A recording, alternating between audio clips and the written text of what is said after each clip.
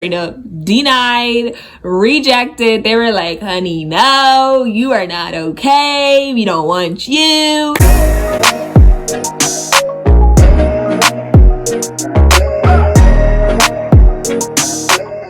Hi everyone. So welcome back to D. Renee's The OT Chronicles.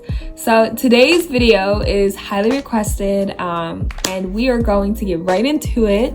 I'm so excited to talk about this video because this is something that honestly I wish was available to me before I applied. But yeah, so this video is going to be about how to get into occupational therapy school, or essentially how to get into OT school. So let's get right into it. Okay, so the first thing I'm going to start off with is basically my credentials and things that helped me, I would say, get into OT school, things about me that people don't know. So I would say the first thing is my bachelor's degree. I did have a bachelor's degree in health science. And honestly, it doesn't matter what degree you have in regards to a bachelor degree. So I'm talking about like your major. So psychology, it could have been economics, it could have been health science. Like, it honestly doesn't matter, because in occupational therapy, any degree that you come in with will help you be a great occupational therapist. So I would say if you want to come in as a health science major, it will kind of help you because you have to take anatomy and physiology and chemistry, and those are things that you need in the health field. If you're coming in with like economics or like business, it's a little bit different for you. I don't really know that route, but I do know that people in my class who are like business majors, economic majors, things like that. Don't get discouraged if you don't have a health science degree. You can have a degree in anything and still have a great chance of getting into OT school. So my GPA applying to occupational therapy school was a 3.74. So I missed honors. To get honors or recognition or cum laude or whatever those are called, you needed a 3.75, and I had a 3.74, so I was not able to get my honors. But you know, that's whatever, it's in the past. But yes, I had a 3.74 GPA applying into graduate school. So now you know I had a 3.74 GPA. I had a health science degree. I had a health science bachelor's degree. Another thing that I did is I was a resident assistant. So I worked for Residential Life at my school. I was an RA. So I made sure I did other things besides my academics to make sure that I had a great overall application. So yeah, I was a resident assistant. I was also an orientation leader. So if you don't know what that is, you know how freshmen come into school, or like transfers come into college, and they go through that orientation process. I was one of the leaders of the orientation process. So I did all those skits. I helped kids register for classes. I answered all those questions that parents would have about dorms and about if their child would be safe on campus. I did all of those things. So now you know I was an orientation leader. I was a resident assistant. I had a 3.74 GPA, and also I had a bachelor's in health science. Now, some other things I had was I made sure that I put on my resume I had some kind of experience in health science. So when I was, I think, 17 or 18, I did an internship at my county's health department. So I was an intern for the Burlington County Health Department, and an internship with the CDC. So I worked with the HIV clinic, and I worked with the STD clinic. So I did a lot of work there. It was actually pretty cool. It gave me definitely some spice to add onto my application, because nobody ever has like an internship at their county's health department. Like, that right there was just like, whoa, she's different. So yeah, I had that, and I made sure I put that on my resume. Also, I put on my resume my jobs just to show that not only was I in school, but I also did a whole bunch of other things to make sure like I had an income and like I was just good at multitasking and things like that. So yeah, that's a little bit of background about what I had applying to get into OT school. So now we're gonna get into my tips for you on how to get into OT school and some gems that I wish I knew before I applied, because honey, I could have saved a lot of money if I literally followed these tips. So make sure that you are staying tuned to watch this part specifically. Okay, so now I'm gonna give you guys kind of some things from my personal experience about applying into OT school and some things that I wish I knew before I applied. So my experience applying into OT school was very stressful. It was stressful because I was like, if I don't get into OT school, I don't know what I'm doing with my life. So I was like, it's either OT school or I don't know. And I don't know was not an option, honestly. So it was just like OT school. So I applied to 4 schools. Now, the schools I applied to were Stockton University, Temple University. I also applied to Jefferson University. And then lastly, I applied to Salus University. So 3 of these schools were in Philadelphia and 1 of these schools were in New Jersey. Like I said before, I am a resident in New Jersey. So if I did get accepted into these 3 other schools that were in Philadelphia, I would have had to pay out-of-state tuition and room and board. So that's another factor, but we'll get into that. So we're gonna put a cap on that one right now. Those were the 4 schools I applied to. Now, from the 4 schools that I applied to, I only got accepted into 2. I got accepted into Stockton University and I got accepted into Temple University. Now, Salus, they said that they needed me to take the M.A.T, which is the alternative examination instead of the GRE that you take to get into graduate school. Some schools let you take the GRE, actually prefer you to take the GRE. Some schools are okay with you taking the M.A.T.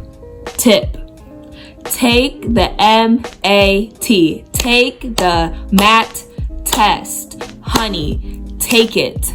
Take it, okay? That is the best thing that I ever did because I saved myself so much money. Not every OT school takes the M.A.T, but if there's only a specific kind of school that you want to go to or a couple schools you want to go to, take the M.A.T test. It'll save you so much money. I took it twice and I think I paid $180, but the GRE is like $200 or $300 per exam. And so definitely take the M.A.T. That's the biggie right there. So take your M.A.T. For Salus, they said that they wanted me to take the M.A.T a 3rd time and then they would give me an acceptance. But at that point, I already got accepted into 2 schools and I was like, I'm not paying another $90. I don't really care about this school anyway. So I was like, I only kind of applied to that school because it's close to my grandmother's house. So I was like, oh, I can see my grandparents. But I wasn't really pressed to go to that program. It's an amazing program, but I wasn't really like, oh my gosh, I want to go to this program. So I was like, I decided not to take it, just because I had 2 other offers as well. So yeah, that's my little story on that. But as far as Jefferson University, I was straight up denied, rejected. They were like, honey, no, you are not okay. We don't want you. And I was like, cool, y'all, I ain't even want to go to y'all, okay? Like, it's okay, hair flip. It's okay, I didn't even want to go to y'all. But, you know, Jefferson is like the top school for occupational therapy, honestly, in the country. And I was just shooting for stars with that one because I was like, honey, I'm applying in October and they have rolling admissions until, honestly, forever. So if you don't apply, another tip, if you don't apply for rolling admissions like in advance, so like when they first start accepting applications, it's extremely hard for you to get into that program later on. Like Jefferson started accepting applications in August. I didn't apply until October. By that point, they already kind of filled their program and they already had like their wait list. So I was kind of like, I'm probably not gonna get in, but I'm gonna try anyway. And they was like, no, honey, no. And I was like, okay, thank you. I'm still gonna be an OT, but okay. But, that was that experience. So what I would say is you need to make sure that you have backup plans when it comes to OT school. I would say apply to as many schools as you can afford. For me, applying to 4 schools, I paid about $1,600. Now that is because when you do get accepted to occupational therapy school, you do have to pay your deposits. Now, your deposit is like holding your seat if you get accepted into that program. Now, in my case, which is most cases for students, I got accepted into Temple, and that was my second choice. Now, I got accepted into Temple, I believe, in February.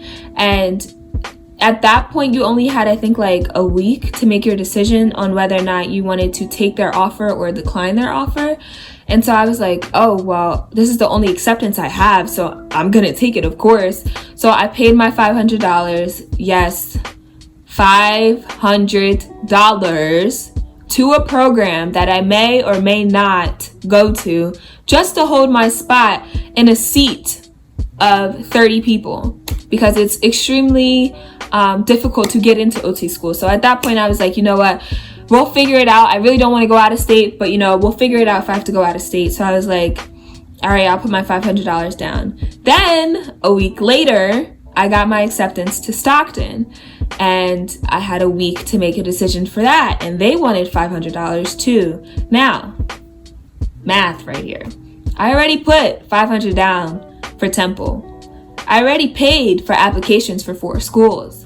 Now I'm having to put another $500 down for Stockton University because I want to hold my seat there.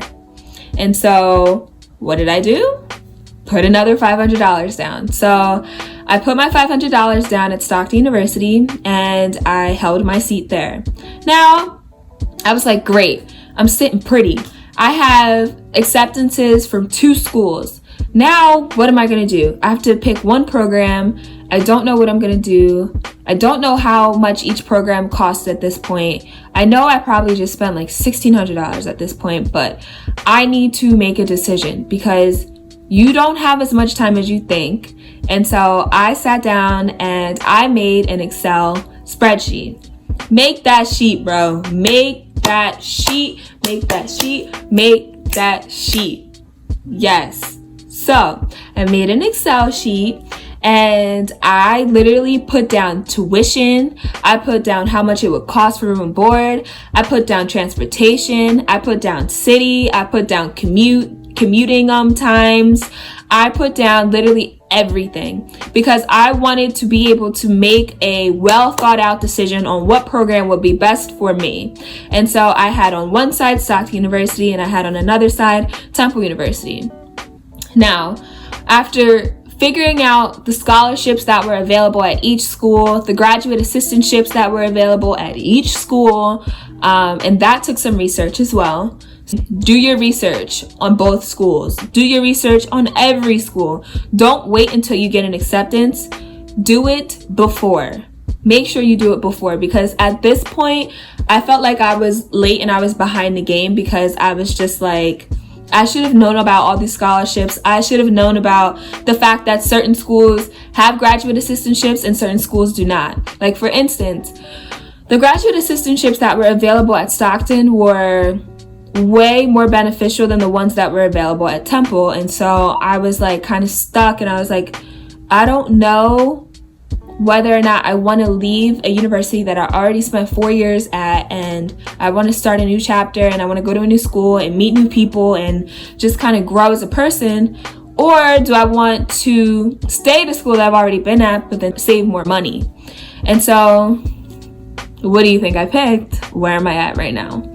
So I wind up telling myself, like, D, you think that you can travel and you can live wherever you want after your 2 years? And I was like, you know what, D, you can. And so I chose to save money.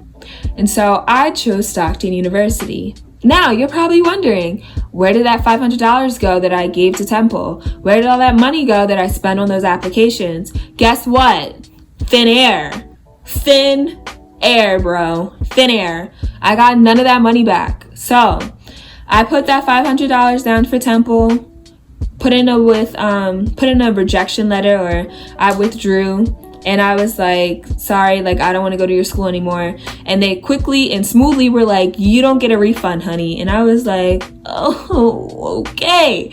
So I had to suck that one up. I had to take that bite on that one. But, you know, I think it was all for the better, and all for the best, because honestly, my program has taught me a lot and absolutely love my program. And I think I made the right decision. Okay, so now you know. I had my GPA of a 3.74. I had a bachelor's in health science. I applied to 4 schools. I was accepted by 2, rejected by 1, and then semi-rejected by the 4th one. You also know that I worked plenty of jobs and I had experience. And you know that, like, it's a hard decision. But I think that the biggest tip that I can give someone about applying and being successful and kind of getting through the process of like the OT cast and things like that is take your time. The OT cast requires you to make a personal statement.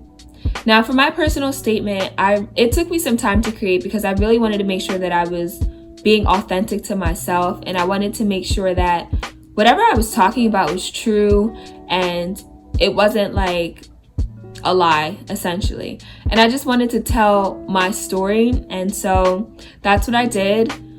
And I would definitely say, if you're a student who is applying to occupational therapy school right now, lordy, please be yourself. If you do get the chance to get an interview, please be yourself. If you do get the chance to speak with OT students of that program, please be yourself. You don't understand how many questions I get on a daily basis, which is why I made this channel. Or how many prospective students I meet for Stockton University's program. And I can kind of see that they're like kind of saying things that they think that I would want to hear. Or they're kind of saying things like that don't kind of like make sense because it's not answering a question I asked. I really can read off of vibes and like energies, and I figure that everyone else can too. At least I know my professors can. And so I would say that you just need to be yourself, be authentic, and you will be completely fine. Like, I understand you're nervous. I understand you're like, I really want to get into this program. This is the program of my dreams. Whatever program it is, I would just say, be yourself. Like, it's okay. You have to think that literally so many people were in your shoes so many times, and look at where they are now. Like, recently I just had someone ask me questions about how the interview went for Stockton in my perspective, because they got an interview at Stockton for the OT program. And I was just telling them, like, hey, like, just be yourself. Just whenever they ask you any questions, like, be authentic and give the personal experiences, because that's what they're looking for. They're looking for you to like really be personable. As OTs, we do need to be personable. We need to connect with people. And so when professors are interviewing you and they're asking you questions, like, really think, take a breath. That's another tip. Take a breath and then like absorb it. Take a breath. Let's do it right now. We're gonna take a breath, sit for a second, and then answer the question. Do not, when they ask you a question, just blurp everything out, because you may have ruined your chances in that interview of getting into that program. And so that's one of the biggest tips that I can give, is just be yourself. So the biggest tips that I can give are, do your research, be yourself. Make sure that you take the M.A.T. if you want to save money, honey. Save that coin. And I think, yeah, that is like pretty much it.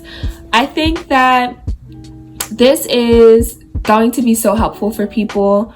If you have any specific questions, honestly, like on what I really went through in my experiences, please leave them down below. I want to help as many people as possible. I'm only speaking about like big things because I think that this is what people need to hear. The OT interview process, the OT application process, the OT anything, trying to get into OT school, it's just so stressful. And I think if there's any gems that you can get from this video, please like, comment, and subscribe, because I definitely feel like I want to help people and I want to get people through this process, because I wish I had a video like this telling me that you are going to be okay. You are going to get through this. It is not going to be as bad as you think. And when you look back at everything that you went through, and when you're actually sitting in your OT classroom and you're learning, you're going to be like, wow, I was stressing about how to get here. And look at me now, I'm here. So just honestly take it one day at a time. That's the biggest thing that I can tell anybody, is take it one day at a time.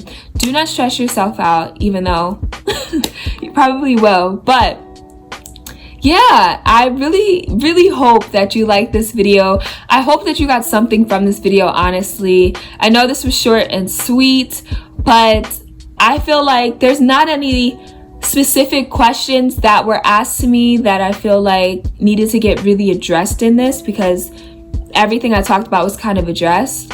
If you have any more questions, or you want to see any specific videos from me, let me know down below, because I love interacting with you guys. I love making an impact with people and just teaching and trying to help as many people as possible, because listen, this field is amazing. And so if I can help in any way possible, let me know. I'm here to help. Scout honor, I'm here to help, okay? And so yes. Okay. So that is it for this video. Thank you guys so much for watching. If you have any questions, leave them down below. So yeah, make sure you guys like, comment, and subscribe. I will see you guys in my next video. Bye everyone.